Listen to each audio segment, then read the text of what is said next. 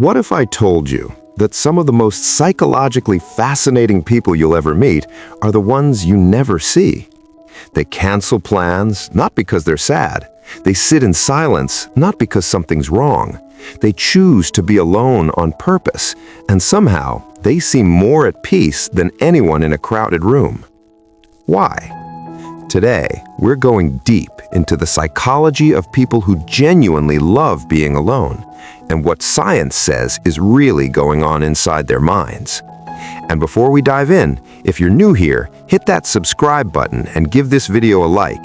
It helps more people find content like this. Most people assume someone who loves being alone is lonely, antisocial, or broken in some way. But here's the twist.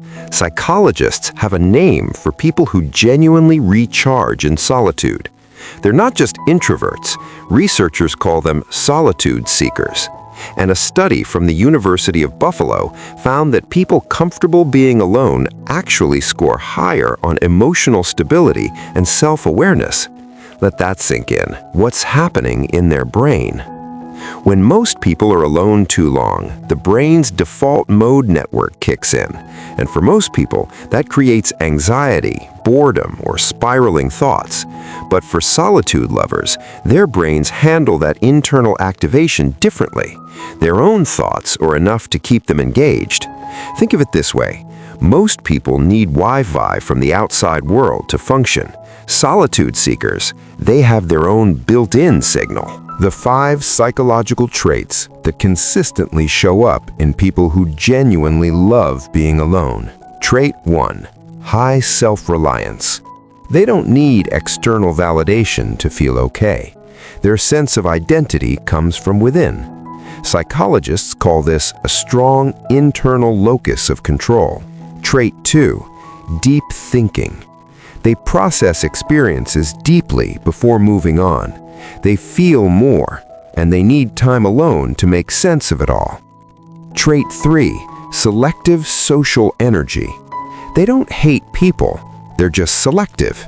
When they do show up, they're often the most present, most attentive person in the room, because they've saved their energy for it. Trait 4.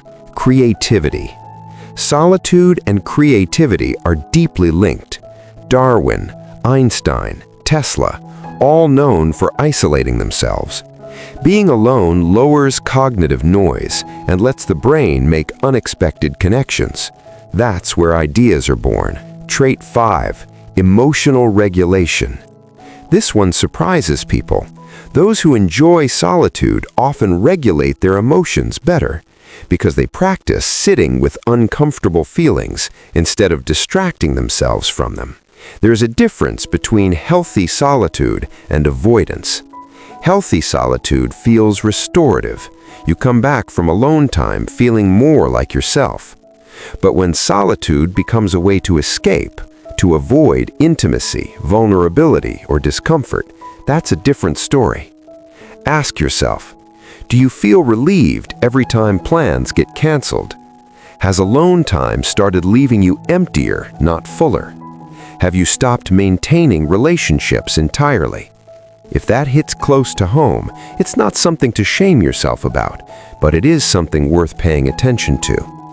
What solitude lovers want you to know. If you love being alone, and people just don't get it, here's what science backs up. Solitude is not the opposite of connection. For many people, it's the prerequisite for it.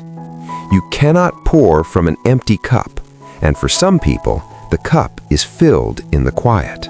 So, did any of this sound familiar? Maybe you saw yourself in those traits. Maybe you thought of someone you know. If this video made you think, hit the like button. It genuinely helps this channel grow. And if you haven't already, subscribe.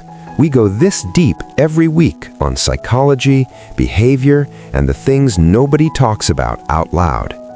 Now, I want to hear from you. Drop a comment below. Are you someone who loves being alone? Or do you know someone like this? Tell me one trait from this video that felt too accurate or surprised you most. I read every comment. See you in the next one.